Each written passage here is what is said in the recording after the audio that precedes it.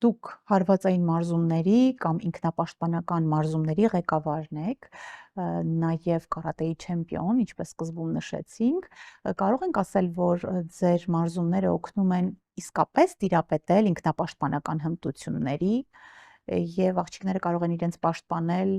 ցանկացած իրավիճակում։ Միանշանակ աղջիկները իրենց կարող են պաշտպանել ցանկացած իրավիճակում, ցանկացած սեռի եւ ցանկացած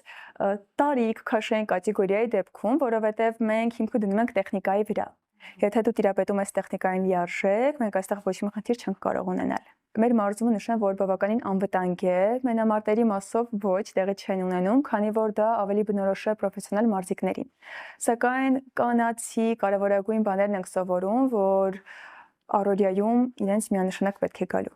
Եվ կիրառել են։